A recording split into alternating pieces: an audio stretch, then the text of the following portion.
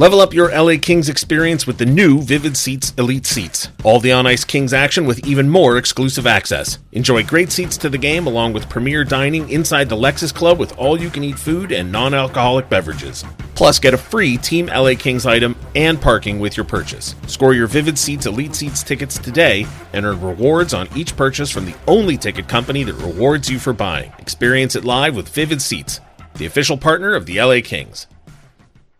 You're listening to an LA Kings podcast. For more episodes of this and every other Kings program, visit lakings.com/podcast. You're listening to All the Kings Men, the official podcast of the LA Kings. Now, here's your host, Jesse Cohen. It is Monday morning. That means it's time to crown a King of the Week. Joining me to do so, the Bannermen, Vartan, and Karo. Karo, what's going on? Nothing much, just a fine Sunday night with you gentlemen. And Vardy, how are you doing today, Vardy? Same. Very happy to be here. Now, Karo, I suppose I could have co-identified you as co-site editor for the LA Kings, the hockey news site. So, congrats. I'll always be a Bannerman at heart. Sure. Jesse. That should always come first, no matter what. And I do want to point out that this was a reschedule. I had you guys scheduled to come on earlier in the season. I think I had you initially in for a 4-game week. There's only 3 games, all 3 of them in New York, the Islanders, the Devils, and the Rangers. 2-1 record. And before we get into King of the Week, I'll start with you, Vardy. I was not upset at the New Jersey Devils loss. I wasn't thrilled, obviously. Like, I don't want the team to lose, but I didn't watch it coming away with a long list of like, this is what's wrong with the team. No, I definitely didn't either. I caught bits and pieces of the game. These East Coast swings are real difficult for me in terms of getting home in time to watch the whole thing. But I think a little bit is how they rolled into it, right? I think if they roll into that game on a 3-game, 4-game losing streak and they lose that one, you don't walk away from that nearly as happy. But I think rolling into it going, hey, man, they just rattled off 6 in a row. And they played pretty evenly, I would say, until Jack Hughes decided that, like, all right, I'm done with this nonsense, and I'm just going to be the best player on the ice. You're gonna have games like that, and then certainly being good at bounce backs, which they have been most of this season and into last season as well. I think I myself had the confidence that they were going to come out and they were going to really take it to New York, which they did, which was lovely.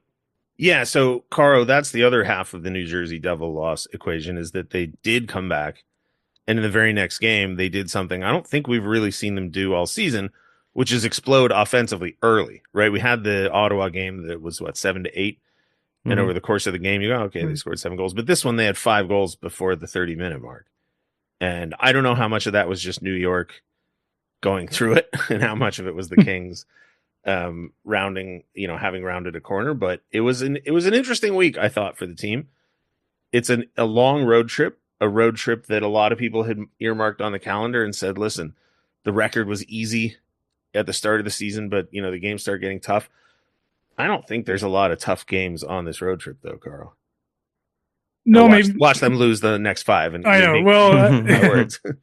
As we've documented on this show and ours, you can never just look at the schedule and say win, loss, win, whatever. Right. It never works out that way. But I agree with you. It's not exactly the toughest road trip. I think we all figured the New Jersey game would be the toughest game, being that the Rangers are, like you said, going through it. But I mean, the Ranger game, you kind of touched on it. I think what I really enjoyed was that the depth scoring. It wasn't just one line. It wasn't just 2 guys. Every line got in on the fun. And especially in the early in the game, I thought every line was dangerous. So that's the most encouraging part for me so far. And I think the entire idea of the depth is now finally coming around, where you see the Kings have 3 lines that could do damage almost every night. So in that spirit, let's go ahead and get into the King of the Week. Karo, who is your honorable mention this week? In that spirit, indeed, because I was considering giving an entire line the honorable mention, but I'm not going to do it. I'm not going to do it to you, Jesse Cohen. The line in mind is the Fogle, Byfield, Jeannot line, and I'm going to. You know what? I'm going Quentin Byfield with my honorable mention. Okay. Listen, he's had a rough season statistically speaking. We all know that. But I feel like the last maybe 6 or 7, he's starting to put it together now. I thought he was really good against the Islanders. He didn't get on the score sheet, but I thought he was dangerous. He was taken into the middle of the ice. He was the quote unquote driver that everyone kind of anticipated he would be this year. And then in Madison Square Garden, he gets rewarded goal and an assist, and he earned those. Man, that assist to Fogel, I thought was a spectacular play. Probably the first time this season where he's kind of brought you out of your seat. And then, which is ironic because he didn't do it on the rush. Right. It wasn't like he picked the puck up at his No. own blue line and took it end to end and got you out of your seat. He made a move behind the goal line or below the goal line. Right. And when he's with the transition to center, like he's going to be playing down low below the dots, and he's going to have to use his size and skill. And those two were on full display on that play. And then his goal, like how many times have we talked about, oh, Byfield can't score from distance? I'm not saying that was from distance, but for Quentin Byfield, that was from distance. Yeah. It was right. It was like right in the prime scoring area, but I mean, it was a terrific shot, right? Like it's a shot that we want to see from him more often. And it feels like the Kings have a third line, which was kind of the idea with the Dubois trade last year. Didn't work out. Seems like it's kind of working out this season. So a good opportunity, maybe the first opportunity to give Byfield some flowers here. And I don't know how much this matters or how much it even registers on the athletes' minds, but that night for Byfield came at a point where I think the conversations were starting to peak about Quentin Byfield. I'm seeing a lot of people online talk about, should they trade him? Is he like the bust word is rearing its ugly head again? I'm getting a ton of calls on Kings Talk. What do we do? How do we fix it? Blah, blah, blah. And, it's a corny answer and you hate to say it, but sometimes the answer is you just be patient and you let him sort it out. And at least for one game, he certainly sorted it out. Vardy, sorry, go ahead. No, I just wanted to add one thing that I think in the beginning of the season, we were all anticipating some sort of combination of Fogel and Byfield. I think initially we thought it was going to be Fogel, Byfield, Fiala. That's what they came out of in camp. But there's something about playing with Fogel and now with Jeannot on there that I've noticed, at least it's led Byfield to kind of go to a little bit of the dirtier areas. Like when Fogel had his game last week where he really shined, for all the goals he was scoring, Byfield was right there in the crease. He was right there in the net front, which is something that I think we've been wanting to see from him all season. So something about playing with these two guys is making him go to the areas and play a simpler game, which I think is a part of why he's being more successful with them. So then, Vardy, your honorable mention this week. Yeah, so my honorable mention is actually Alex Turcotte. In the 3 games, 3 points, including a goal and an assist against the Rangers on a beautiful 2-on-1 play with Kempe. And not for nothing, in that Rangers game, played a career-high 17 minutes, 7 seconds as the top-line winger with Kopitar and Kempe with Moore out. I think he's looked great all season when he's been healthy. I think any line that he has been on has been elevated by his presence, his wherewithal on both ends of the ice. So it's nice to see him get rewarded. And I think nice to see him blossom a bit this year into the guy that, we were all hoping he would be, but unfortunately it's taken him a little while to get to this point. The pass that he made to Kopitar, that Kopitar then converted into a pass to Kempe. Yes. That was the play. I mean, what Kopitar did was exceptional, and Kopitar is exceptional. And there's an alternate version of this show where we all pick Kopitar for King of the Week. I don't think it's going to happen, but but that pass from Alex Turcotte, heads up, aggressive, confident, moves the puck directly into a danger area. Not entirely sure what New York was doing, but doesn't matter because Turcotte realized they were doing it and capitalized on it. Yeah, that's kind of the subtext for the entire game. I feel like you could say not entirely sure what New York's been doing. Yeah, well, so all right, I'm gonna crowbar this conversation in here now because I've had it with a number of different people.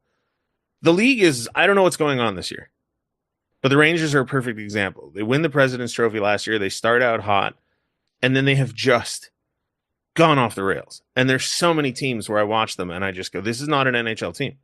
Mm-hmm. I don't know what's happening, and it's not talent. I reject the idea of parity and the flat cap having the impact because these teams were out here last year and they didn't change that much because of the flat cap or anything. Teams are just making wrong decisions in deployment and personnel, and the players themselves are just I don't know what's going on, but it's weird. I can't figure it out. I spent 30 minutes trying to explain it to my 79-year-old mother the other day who does not watch hockey. and and she was like, "How are the boys doing?" And I was like, "Inexplicably, they're 6-1 in their Yeah, last yeah. 7." It was like, "Well, I thought you said they were kind of, all over the place." And I was like, "They were, but in a world where nobody can figure out, what in a world where nobody's left hand can figure out what their right hand is doing, the Kings always know what their left hand is doing. It's playing defense." Mm-hmm. And that, honestly, that might be good enough. Like, if you're going to play teams that are just falling apart and you don't fall apart, you're going to win a lot more. Not to dismiss all of the good things that the Kings do, but that's the foundation that this team is winning on. And I don't know, why not? But I think you may have answered just your own question right now. Is I think the teams that are more consistently successful this year are the ones who have that kind of foundation. Because when all else fails, if you fall back on the idea of let's just play good defense and the Yeah. rest will come, Oh, what a I novel think concept. I've been here a little bit. On that note, my honorable mention is Joel Edmondson. And Nice. he's the stunner of the season for me. I didn't think he was going to come in and be terrible. I didn't think he was going to come in and be like the worst defenseman in the league or anything. But I did not expect that in a week like this one, all strengths, he would play 62 minutes and 46 seconds and not be on the ice for a goal against. And there you go. He was a +6, I think, which Yeah. I get it. +4 of that was against the Rangers. But all the same, they brought him in to complete the cultural revolution, as Eddie Gross calls it. And mission accomplished, apparently. And the players seem to like him. His numbers with and without Clark are, suggest that Clark is the one doing the work on that line. But with the 11-7, he's playing over 20 minutes a game frequently. And he's keeping 0 goals against in those 3 New York games. So he's my honorable mention. Yeah, I think I was looking the other day and he's a +14 on the season, which puts him only behind Gavrikov amongst the defensemen, I want to say. And that's with playing with Clark, which you would think would be kind of a riskier game, would lead to, at least in theory, right? Like that's what we're talking about. But I think Clark himself is like a +9, +6, something like that. So Edmondson is ahead of Clark in terms of plus-minus, depending on how much weight you want to put on that. Yeah, I was going to just say, sorry, just about Edmondson in general. I think his contract and maybe the eyebrows it raised, the term and the AAV, was probably the worst thing that could happen to him in many ways. Because had he come in at like 2 million, let's say, or 1.52, I think everyone would be over the moon with Joel Edmondson, but the contract's always going to kind of loom over him a little bit, which is fair or unfair, however you want to look at that. But one thing about him, and I think a lot of the conversation was like, well, you mentioned the shift in culture, but also like playing that uncomfortable game. I think he plays a very uncomfortable game for himself and the opponent, because I've noticed him a lot of key shot blocks off very painful parts of the body, like ribs. So like in that aspect, I think I've really appreciated his game. Even if he does have a dip here where like he goes -5 at some stretch, whatever, I understand more than maybe ever why he was acquired. And I understand why he's always coveted. That's the thing. Like every deadline, every offseason, there are teams that want this guy, and he's starting to show why. Yeah, so the block shots is a fascinating conversation because the Kings are not blocking shots at like an eye-popping rate for the league. But every game, I think they're close to double digits. If and there's always 1 or 2 moments where you go, "Wow, okay." Yeah, key times. Yeah, key times. That's the main thing. Which is the idea of key times versus sustained success at various different things is really important, because I get in these fights with the analytics guys in community all the time about like, "Oh, our face-off's important," right? And the argument is, no, it's just one of hundreds of puck battles, and the numbers say X, Y, Z or the other thing. And then I go, okay, well, I just watched a game where a team was tied with 30 seconds left, won an offensive zone face-off and scored and won the game. So you can't tell me that face-off wasn't important. It's timing, again, more than overall success rate. But anyway, all right. It's the same theory as the money goaltender. It's not necessarily, it's when you make the save, not that you're making every save. So, all right. So, Karo, your runner-up then. My runner-up, it wouldn't be a King of the Week appearance if I didn't mention Phil Deneau once again. I think this is like the 5th straight time. Goal and 2 assists.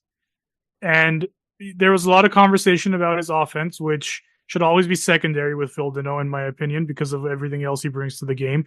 But the Kings didn't allow a power play goal this week. I know that's a group effort, but Phil Deneau, obviously a key cog on the PK.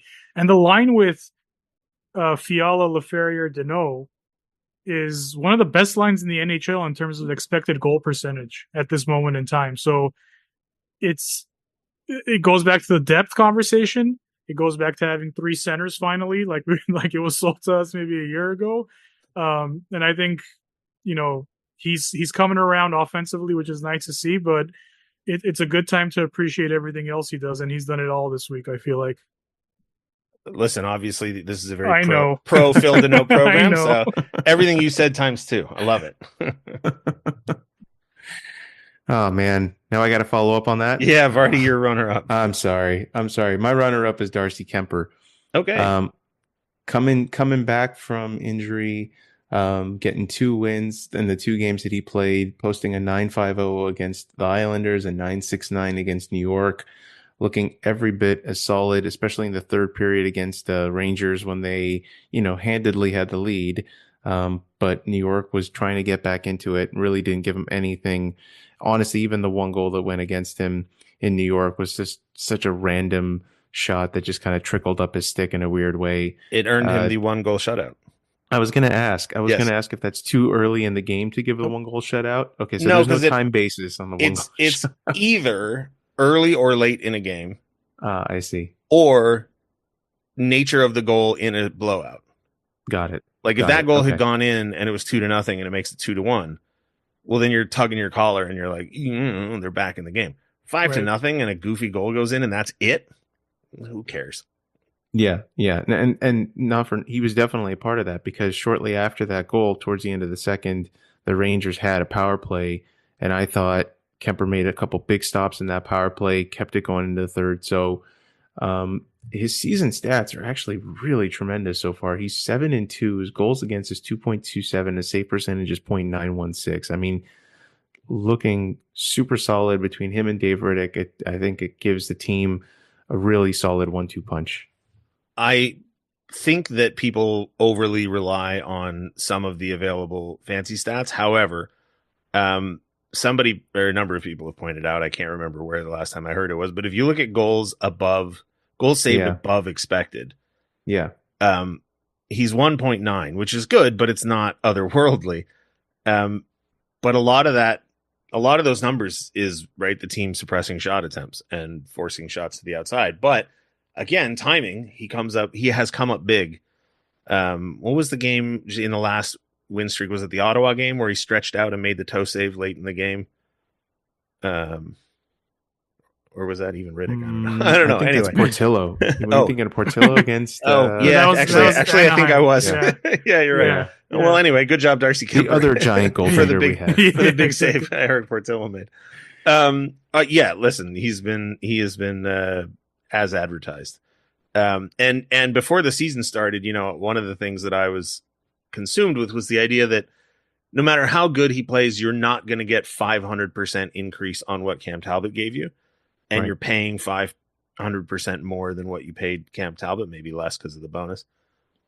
But to be out from under the contract that they moved in order to get Kemper, that has to be factored into it. And Kemper seems like a genuinely nice guy. Not that the other guy wasn't, but he's come in and he's done the job. Are we approaching he who shall not be named status? Well, I feel like I say his name enough. Incidentally, it has been brought to my attention that some people in the Kings commentariat are of the opinion that you should never look backwards. What fun is that? Not us, silly. buddy. No, that's not just silly. us. And for the kidding? record, the person who believes that one shouldn't look backward spends a lot of his time talking about players that don't play anymore. So Yeah. anyway, we don't have to spend a ton of time on my runner-up because it's Alex Turcotte. And everything that was said about him remains true. You know, Kopitar and Kempe have been getting it done this season, and they've been doing it with a rotating cast. And if you told me that in the middle of December we were going to be talking about Anze Kopitar on pace for a career year, and I don't know who his number one left winger is, I wouldn't have believed you. Doesn't matter. But Turcotte has looked pretty good in that role, so he's my runner-up. Karo, sorry, the Zoom name keeps throwing me. I keep wanting to call it. Yeah. Karo, your king of the week. So mine is going to be even shorter because I went with Alex Turcotte as my king of the week, and completely knowing that you two would not, because there is also a very obvious choice. Yep. But I did want to diversify a bit, and I think you guys touched on a lot of the things. His career high 1707 against the Rangers. That's important to me because obviously his health history is a thing still. Every time he takes a hit, we all kind of hold our breath a little bit. And there's been games recently where he hasn't even broken 10. So to see that jump is very encouraging. He fits that first line so well. I think Vardy has mentioned several times on Twitter that he should be on the top line. On a at least semi-permanent basis, and I agree. And to me, he's basically the new Alex Iafallo, just not fully formed into Alex Iafallo quite yet, but he's well on his way. A guy who could play anywhere in any situation and can still put up numbers and still has enough skill to contribute offensively. So Alex Turcotte is my king of the week. All right. Vardy, your king of the week. Is it a prerequisite, by the way, that anyone who has to be the next Alex Iafallo has to have Alex in his first name? Because apparently that would explain the Turcotte. Because Laferriere has been compared That's to what I'm saying as well. So that's what I'm saying. I just went with the left shot guy because I'm thorough like that. That's fair. That's fair. All right, my king of the week is, I suppose, the obvious choice is Adrian Kempe. I mean, I don't know how many more accolades I can throw on this guy because he's just.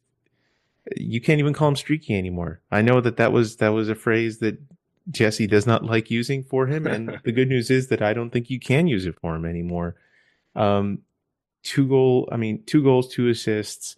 We're just going to ignore the New Jersey game. That's just going to scratch that off because he just looked every bit dominant in the island and in Madison Square Garden. Point a game player, 15-15, doing it on both ends, looking like a solid duo with Kopitar. Honestly, so far he's probably my team MVP.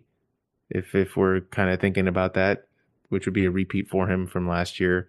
I don't know. What else can I say? I'd love to see him score more power play goals, but that would be my only criticism of the entire team at this point. But then he's got to take away some empty netters. We can't have that. Exactly. By the empty netter thing, by the way, I love that because traditionally, I don't think the Kings have been very good with empty netters, and so it's such a relief now to see him being able to nail these like 175-foot empty netters. You know, he's going to start doing trick shots at this point, backhand off the glass into the empty net and whatnot. And I'm here. Well, like his first year where he had 35, I think he had a ton of empty netters, if I remember correctly. And then his 40-goal season, it was less. So I'm with you on the empty net thing, man. Game's on the line, and guy scores a goal. Like I'm not gonna put an asterisk. I'm not gonna be upset about that. Anyone want to guess how many empty netters Wayne Gretzky scored? It's a lot. I don't have the number, but it's a ton, and no one remembers that now, so I have no issue with it. There's a phenomenon where something happens twice, and once it happens the second time, people change that in their brain to that's always the thing that happens. Even though 2 in a row is a pretty common, like whatever, who cares? Be like flipping a coin twice and it lands on heads, and you're like, oh my god, this coin always lands on heads. Like, does it really always? Trevor Moore scored 2 goals, empty net goals in the same game. And everyone was like, Trevor Moore's the empty net king. And I was like, have you seen Adrian Kempe's numbers like over the last 3 or 4 years? No, Adrian Kempe is the empty net king. And a lot of that is, you know, he's out there in the waning moments of close games, which the Kings have a lot of because they focus on defense, and if they score 2 goals, they can hold you to 1. Yeah, he is also my king of the week. That's the correct answer, Vardy. And his contract, I don't want to harp on it too much, but the fact that he's so grossly underpaid, right? If he had gone on the free agency market summer of 2024, summer of 2023, summer of 2022, right, he'd be making so much more money than he does. And he and Kopitar, their contracts expire at the same time. Yeah, Pay him. Adrian's Pay him all the money. Slide that. Right? Yeah. Gotta throw a little on top though. Getting a little ahead of Capstone. myself here on this season. I'm really curious to see how he does in the Four Nations tournament or Challenger Cup or whatever they're calling it. I think he'll do well, man. Sweden's a sneaky good team. You look at that roster, not to get too into international hockey here, but everyone's like gushing Canada, US, which fine, understandably so, but that Swedish team, man, they're loaded. Their goaltending looks good. Their defense might be the best in the entire tournament. So that's exciting. I'm eager to see everybody ignore the lesson that always comes out of international tournament prognostication, which is if Finland is playing, they're going to medal. Like, they won't have the best player in the tournament. They won't have guys that pop your eyebrows off your head, but Kempe, but in such a tournament where name recognition is going to play such a huge role in such a short go, it'll be an interesting stage to see how he performs on. So congratulations to Adrian Kempe, this week's King of the Week. Ever wonder what top athletes eat to perform at their best? Superfood Direct, the preferred catering partner of the LA Kings, is here to fuel your game. For athletes, nutrition isn't just fuel, it's the key to peak performance. Superfood Direct delivers chef-prepared meals that help you build strength, boost endurance, and recover faster. With over 11 years of experience, every meal is balanced with the perfect mix of proteins, carbs, and healthy fats to power you on and off the ice. Ready to fuel your greatness? Visit superfd.com/direct and get 20% off your first order with promo code LA20. That's LA20.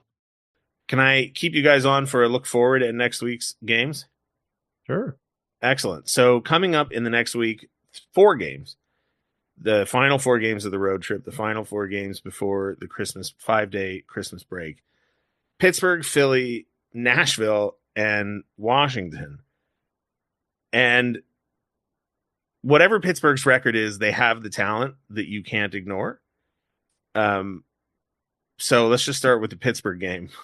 Like, I don't know what's going on over there. It's another team where I just shrug and I go, I don't know what's going on with them. I think they're 6-2-1 of late. Yeah. So they're not as... Yes, they're playing better. They're not as Rangersy as the Rangers are. Still a sub right 500 now. team. Yes, indeed. Minus 24 goal differential. Correct. And they have 2 guys that you really got to be careful about. Maybe 3 guys you really got to be careful about. But I agree. I think, again, if the same Kings team shows up that showed up against the Islanders and the Rangers, it should go a particular way. Yeah. I think. I don't think the Penguins are any good personally. Like, their record agrees with you. But I mean, like 6-3-1, right? Even if they're getting hot, whatever. No, I didn't say they were getting hot. I just sure. They have been on. They're lukewarm of late. 6-3-1's pretty good.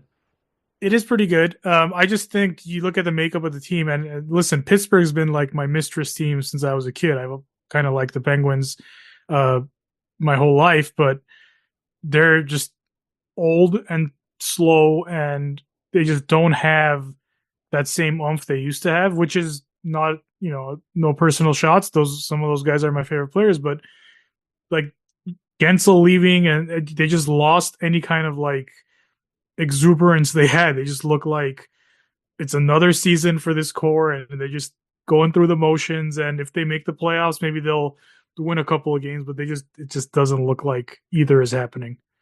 And I believe that's why Otto traded them for a new younger mistress in the That's Winnipeg right. Jets. Winnipeg Jets now. I think their bottom 6 are all under 6 foot, which should play to the Kings' advantage. Including one Blake Lizotte. Yep. Former King. Is the Kings bottom 6 big, Jesse? Is that there is some size on it. The next game is Philadelphia, and I have never liked the Philadelphia Flyers. Can't really explain why. It goes back Like to any iteration of the Philadelphia. Okay. don't like him. It goes back to being a teenager. I don't remember, something to do with Lindros, and I didn't like the whatever. I probably if I had to rethink it as it happened, I'd probably be on the opposite side of it. But I whatever. think the Flyers like that. I think the Flyers actually go for that kind of like build of we don't They want do, anyone to like us. But the consequence of that, and the consequence of them being the Broad Street Bullies, which is 40 years ago now, more than 40 years ago, is that they're not exactly the Dallas Stars or the LA Lakers, and that or the Yankees, and that everyone will talk about them even if they're losing. But nobody can wait to crown something or someone. They're rebuilding the new. This is the new identity. Philadelphia. They're just another team in a weird season where a lot of teams are just another team, and do they have some incredibly gifted young players? Sure, they do. They have one. Is that enough? No, it is not.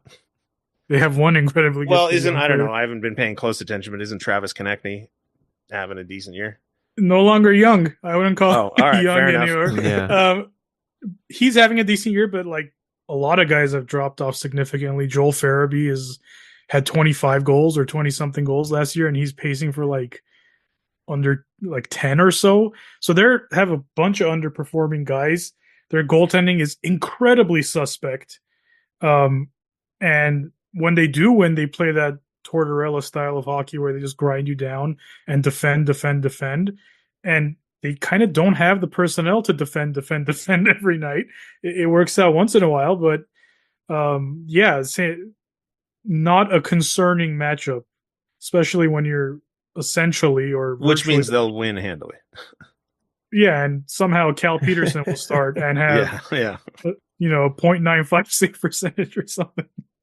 But yeah, the Flyers it's like been the same team forever, it seems like, except now they have Matvei Michkov, who's truly is incredible. But I don't know. I'm sure you guys disagree with me on the Tortorella Michigan goal issue, but I'm with Tortorella.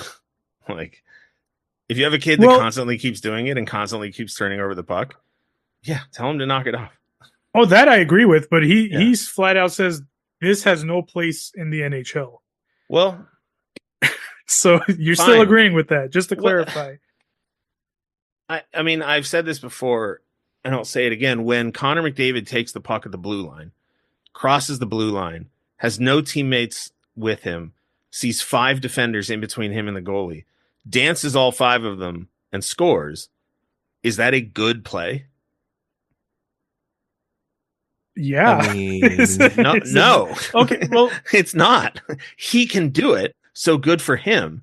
But if you were coaching Vardy's kids in a rec league, or not rec league, but I don't mean to insult your kids' level of no, hockey. Don't worry. My kids would not play hockey that well, so no insult taken. But if a 12-year-old tried that move, you'd pull him aside and say that's not the correct play. Well, and I don't know how many Michigan goals what's his name? Michkov has actually tried, but if you can do it, okay, great. That's what made the original one so amazing in all our minds. Is nobody had ever seen it before, right? Somebody did something incredibly new and it worked. And so it's like, oh my God. If we had a player who kept trying it and the success rate was 1 out of every 30, I'd say stop trying it. Absolutely. But I agree with you there. Yeah. I think that's two separate conversations, though. Yes, and I am not a fan of the Michigan. We've talked about not a fan. It's just not impressive to me anymore because I'm pretty sure 80% of the league can do it now, right? And a lot of them probably just choose not to try it because of its low percentage. But I wouldn't go as far as to say like it does not belong in the NHL, which is an extreme statement because. Going back to your example, like if Michkov did it one time and it went in, you think Tortorella's going to rip his head off on the bench? No. Maybe a little bit, but Yeah. Okay. So it's the language that people are objecting to, and that's fine. It's an aggressive stance, but anyway, the next team on the schedule is a team that fascinates me. Yeah. It's the Nashville Predators. And they're, at the time of this recording, tied for the worst record in the National Hockey League. Yeah. They came in with such high expectations from themselves, never mind outside the organization. If you have a player like Askarov in your system and you trade him to double down on the players on your roster and then bring in veterans, I don't think it should make it harder to admit that you did not think things through correctly, but I imagine it probably will make it harder, and I don't know what they do. They can't. What can they do? They're going to have to run it back. I don't know. Because they're locked into these guys, the 2 or 3 now free agent signings. They're pretty much locked into those guys. After a season like this, who's going to be clamoring to get those guys or take them off your hands? But yeah, there's something obviously seriously wrong there. I don't know if you saw this, Jesse, but Jonathan Marchessault a couple of games ago, yeah, he's just like, I don't know who I'm playing with. Pre-game, I'm playing with someone. Then warm-ups, I'm with someone else. Then game time, I'm with someone else. So that's not good, obviously. And it's getting to a point where something's going to have to give there because they loaded up. They are loaded for bear on offense, and nothing has really come of it. Yeah, I think this is, to my mind, this is a classic case of too many changes and a coach who's not really in the position to kind of mold it all into an organized image of anything. You've got too many established guys who are used to playing in different systems, and now you're trying to bring them all together and really turn it into a kind of team. But when you're Andrew Burnett, you don't have that kind of not that he doesn't have the coaching experience, but he doesn't have that cachet. Yeah, that cachet, that I'm gonna say Joel Quenneville here because I feel like ultimately that's gonna be a name that's gonna come up in a lot of these situations for New York, for Nashville, etc., as someone that they're gonna gradually reintroduce back into the league. But I think that's the kind of coach that would be able to better control this, because it's not just the new guys. You have Forsberg, you have Yossi who are there, and they're having incredibly subpar seasons for them. So there's too much going on here, I think, to be anything more than house cleaning of the coaching system and start from scratch. Because, like Karo said, you're locked in to these guys for many, many years. On the flip side, the absolute other end of the spectrum is the final team on the road trip. It's the Washington Capitals, who inexplicably appear to be one of, if not the best team in the National Hockey League. Doing it with a few former Kings and obviously Alex Ovechkin, who I think as of today is still on the injured reserve. He is skating with the team, I heard somewhere. So, that's the danger team on the list, which doesn't mean that the other 3 teams can't beat the Kings, obviously. Yeah, I think the difference here is that Washington is actually allowing some of their younger, successful guys to blossom and lead the charge here a little bit. Like Connor McMichael's doing well. They picked up Dylan Strome a few years ago for nothing, essentially, and now he's their top line center and leading the team in scoring. They're getting Alexei Protas, he's having a fantastic year, probably well beyond what they thought that he was going to have. So I think that's the difference here. They didn't invest necessarily. Yes, they got Dubois. Yes, they got Matt Roy, but I don't think they got either of those guys and said, all right, boys, you're going to lead the charge. I think they knew what they had, and they're letting guys who they know had another gear become the player that they can be. And not for nothing, these guys were coached by Spencer Carberry the prior season. So it's 2 seasons of them being able to kind of push in that direction and adding pieces on the side in the form of Dubois and Roy, who are both having good seasons for them. Not to mention Chychrun and Logan Thompson. Correct. Have both been really good for them. Everyone thought kind of Charlie Lindgren was going to be like a 50-game starter, but Logan Thompson's playing really well, and Chychrun is like on the score sheet every game. So, dude, Rasmus Sandin, he's got 13 points. He's a plus 17 for them. I mean, it's I don't know. But yeah, it's going to be a fascinating game, obviously, for the clear reasons. But it's also amazingly like some kind of measuring stick game for the Kings, and it's the last game of the road trip, and it's going to be emotional for obviously returning. I mean, Darcy Kemper, I assume, would get that start, so he was essentially unseated by Charlie Lindgren, so I assume he's going to be super motivated. And on the other side, yeah, Dubois and Roy will be absolutely amped for that game. So it's a very interesting game and a culmination of what so far is looking like a good road trip. I was saying on because we previewed this road trip, this might, depending on how the records go, this might be the third time this season that the Kings end up playing the best team in the Yeah. league. And they beat Winnipeg and they beat Minnesota both times handedly. So just saying. It's been a wild season. It continues to be a wild season. I imagine it will be a wild season for the rest of the way. Vardy, Karo, thank you so much for joining me. I appreciate it. Everybody check out the Bannermen on Twitter, wherever fine podcasts are sold or given away for free. And we'll talk to you guys soon. Thanks. Have a great night.